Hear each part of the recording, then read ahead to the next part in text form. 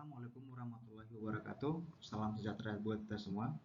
Berikutnya kita akan membahas mengenai metal and alloys ataupun logam dan juga paduannya.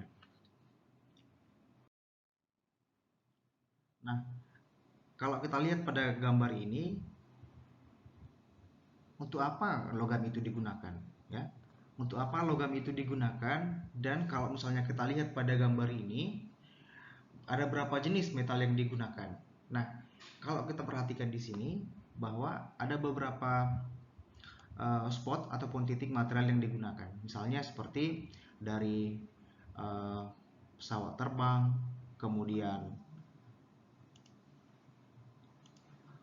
ada mobil, kemudian ada peralatan musik dari pemain musik, kemudian alat bantu orang berjalan, kemudian sandaran ataupun tempat duduk orang untuk santai, kemudian alat bantu untuk duduk atau kursi sorong, kemudian tempat sampah, kaleng minuman, kemudian aksesoris dari manusianya, dan lain sebagainya. Kalau kita perhatikan dari material di sini, intinya penggunaan material itu terkait dari kebutuhan dari masing-masing oleh pengguna. Nah, yang jadi pertanyaan, mengapa metal itu sangat penting? Mengapa metal itu sangat penting? Nah, kita tahu bahwa logam ini merupakan kelompok yang sangat berharga, ya, dan digunakan untuk beberapa ratusan produk dan juga diproduksi dalam jumlah yang sangat besar. Nah, kalau misalnya kita perhatikan pada slide ini bahwa 35,500 juta ton, ya, ton aluminium telah diproduksi sejak tahun 2005. Kemudian yang berikutnya tembaga juga, permintaan tembaga ini meningkat 20 kali lipat pada abad ke-20. Kemudian juga bahwa harga emas saat ini mencapai 42.400 US dollar per kilogram. Nah, dari ini bisa kita simpulkan bahwa kebutuhan metal ini sangat digunakan dan juga sangat penting untuk mendukung peralatan komponen industri, ya, dan juga untuk keperluan investasi. Salah satunya adalah gold, karena semakin lama permintaan itu akan semakin meningkat dan kebutuhan itu juga akan semakin meningkat.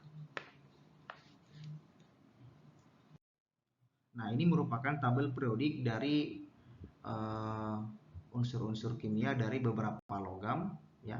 Ini sebelumnya sudah pernah kita bahas ataupun sudah pernah dipelajari waktu saat SMA, ya. Ini kita skip saja. Nah, kemudian yang berikutnya adalah penggunaan logam atau aktivitas penggunaan logam. Nah, yang jadi pertanyaannya adalah logam mana yang paling mungkin digunakan untuk setiap item dari beberapa komponen ini. Nah, misalnya contoh gold, ya, atau emas. Apakah untuk tempat minum bisa? Bisa. Kemudian aluminium, ya, digunakan untuk artificial hip joint, ya. Kemudian iron digunakan untuk jembatan. Kemudian tembaga, ya, untuk peralatan komponen elektrik, ya. Kemudian titanium ini digunakan untuk necklace, ya. Ini beberapa penggunaan metal yang digunakan di dalam kehidupan sehari-hari dan juga peralatan perindustrian. Nah, berikutnya adalah typical properties of metal. Nah, seperti apa sih tipikal dari sifat material itu ataupun sifat logam itu? Yang pertama adalah bahwasanya logam ini padat pada temperatur ruangan. Pada temperatur ruangan artinya penyesuaian pada temperatur lingkungan, di mana material ini bisa bertahan untuk menghadapi cuaca yang sangat ekstrim. Kemudian titik leleh yang tinggi ataupun high melting point, ya. High melting point ini artinya ketika dia dilakukan dilakukan peleburan, dia akan mampu untuk bertahan pada saat liquid kemudian turun menjadi solid. Kemudian juga good conductors of electricity and heat.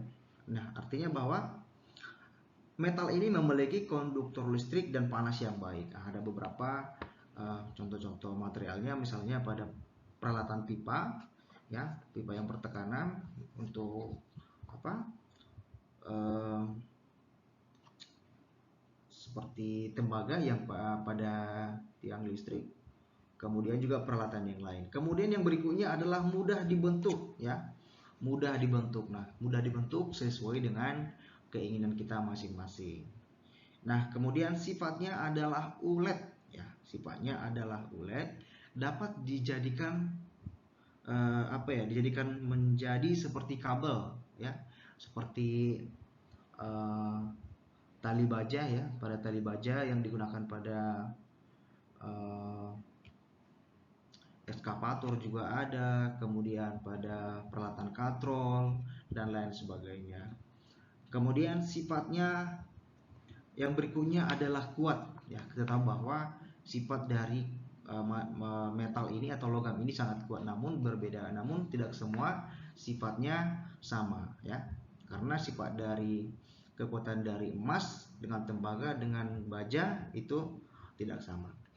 Kemudian padat, ya. Kemudian padat. Nah, ini merupakan dari tipikal ataupun sifat umum dari beberapa sebagian besar logam yang kita temui dalam kehidupan sehari-hari. Nah, kemudian yang menjadi pertanyaan, mengapa metal itu sangat kuat, ya? Mengapa metal itu sangat kuat? Nah, logam itu sangat kuat, ya. Logam itu sangat kuat dan tidak rapuh. Karena apa? Seketika dia metal itu dipukul, lapisan ion, ya, lapisan ion atau atomik dapat meluncur, ya, dapat berpindah posisi antara satu sama dengan yang lain, sehingga strukturnya tidak pecah, ya. Strukturnya tidak pecah. Kalau kita perhatikan pada gambar ini, bahwa ini adalah metal sebelum dilakukan pukulan atau sebelum diberikan pembuanan atau gaya. Nah, kalau kita lihat dalam struktur atom ini, ya, dalam struktur atom ini yang kurang beraturan.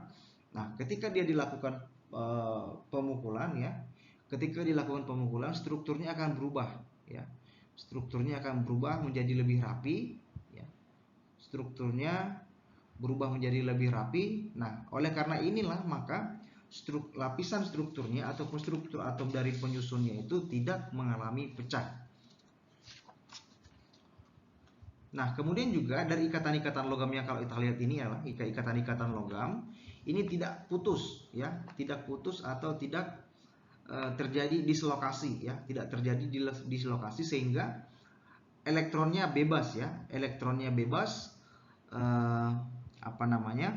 bergerak ke seluruh strukturnya, ya, bergerak. Kalau kita bandingkan, ya, ini sebelum pemukulan dan ini setelah pemukulan, ya. Nah, ini juga kalau misalnya kita bayangkan, ya, yang kita bayangkan pada tali baja, ya, mengapa logam itu bersifat lunak, ya, mengapa dia bersifat lunak? Ini yang menyebabkan karena atom-atomnya, ya, karena atom-atom dan juga elektron-elektronnya bebas bergerak ke seluruh struktur. Jadi dia ketika dilakukan pembuanan dia hanya bergerak, ya, tidak dislokasi, tidak meninggalkan celah, sehingga ketika terjadi pembebanan, misalnya dia menarik beban, dia tidak akan langsung patah.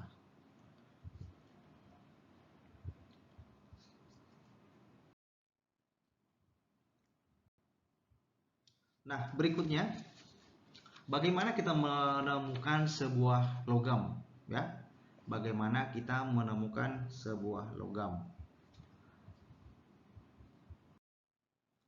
Yang jadi pertanyaannya adalah di mana kita atau bagaimana kita menemukan logam itu berada, ya? Bagaimana logam itu ada, ya? Jadi kalau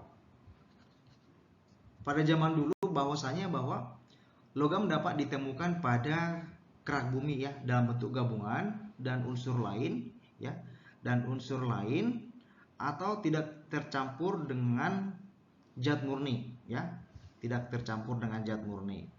Kemudian, ya, beberapa logam yang tidak reaktif seperti emas, perak, tembaga ya, dapat ditemukan tidak tercampur dengan unsur lain, artinya unsurnya ataupun sifatnya adalah murni, ya. Ini yang merupakan logam yang tidak reaktif, ya.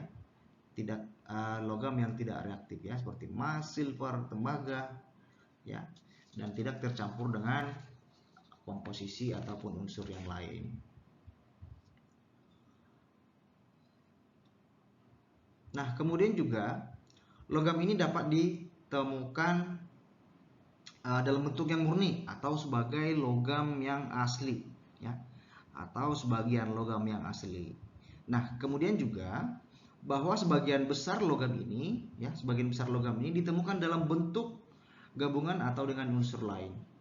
Nah, sehingga bisa dapat diekstraksi, ya, sehingga bisa dapat diekstraksi sebelum dapat digunakan, ya. Tujuan ekstraksi ini adalah untuk memisahkan unsur-unsur logam yang lain, ya, untuk memisahkan unsur-unsur logam yang lain dari beberapa teknik yang digunakan untuk memisahkan, sehingga tidak tercampur dengan unsur kimia yang lain yang akan mengganggu dari sifat metal yang kita gunakan.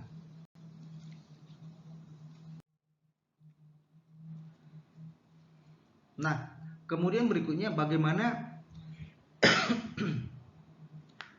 keaktivitasnya, bagaimana kereaktivitas dari metal itu sehingga mudah untuk diekstraksi, ya, sehingga mudah diekstraksi. Nah, ada beberapa contoh metal, ya, yang reaktivitasnya dapat ditingkatkan, ya, yang reaktivitasnya dapat ditingkatkan seperti potasium, sodium, kalsium, magnesium, aluminium, karbon, kemudian zinc, kemudian iron, lead, kemudian hidrogen, kemudian copper, silver, gold, dan platinum. Nah, kalau yang ini, ya, kalau dari potasium dan aluminium, ya, bahwasanya logam ini, ya, logam ini harus menjalani rangkaian reaktivitas dari metal, harus diekstraksi, ya, dengan menggunakan elektrolisis. Nah, ini langkah ini digunakan untuk memurnikan, ya, memurnikan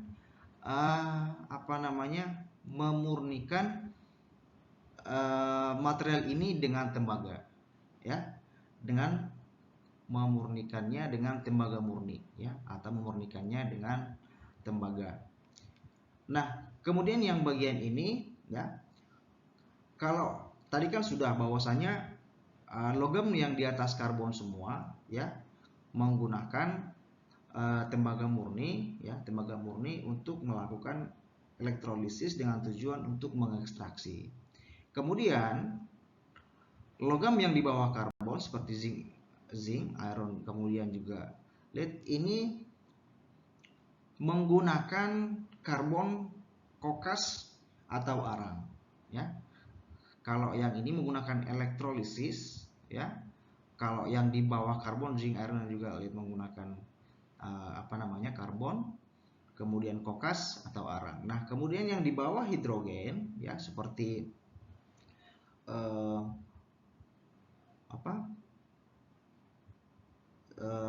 copper, kemudian silver, kemudian gold, kemudian juga platinum.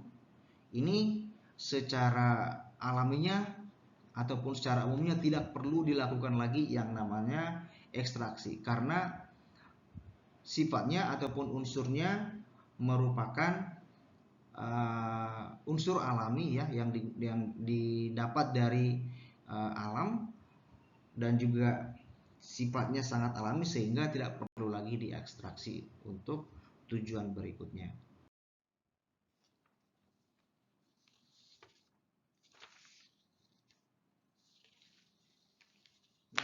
Berikutnya, bagaimana karbon digunakan untuk mengekstrak logam, ya, bagaimana? Nah, kalau di sini dijelaskan bahwa logam yang kurang reaktif dibanding karbon dapat diekstraksi dari bijinya dengan cara dibakar dengan karbon, ya, dibakar dengan karbon. Jadi kemudian besi ini kemudian diekstraksi, ya, Kemudian besi ini diekstraksi dengan metode blast furnace atau tanur tinggi atau dapur tinggi. Nah, ini merupakan skematik dari pengolahan ataupun ekstraksi dari logam yang akan dimanfaatkan. Nah, kemudian biji besi ini dari biji besi ini akan dipanaskan dengan kokas ya. Akan dipanaskan dengan kokas ya. Akan dipanaskan dengan kokas yang kaya karbon dengan suhu yang sangat tinggi ya. Ini merupakan biji besinya ya, raw material atau material dasarnya. Nah, kemudian ini dengan menggunakan molten iron dan juga molten slag. Ini merupakan salah satu teknik yang digunakan pada saat mengekstraksi dari logam yang kurang reaktif ya, logam yang kurang reaktif.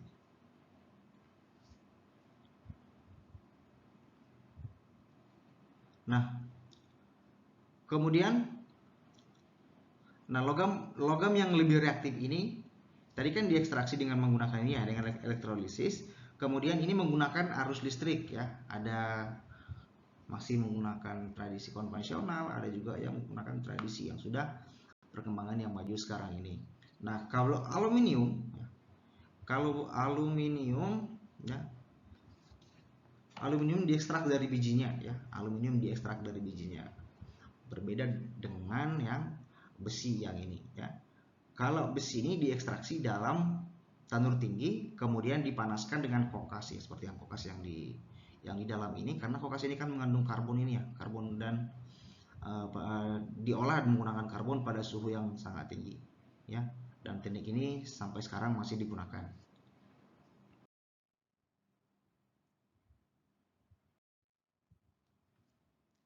Nah,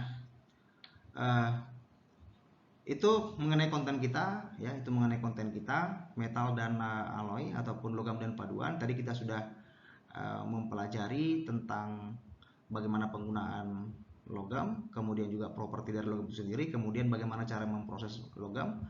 Kemudian topik yang berikutnya kita akan membahas mengenai alloy ataupun paduan.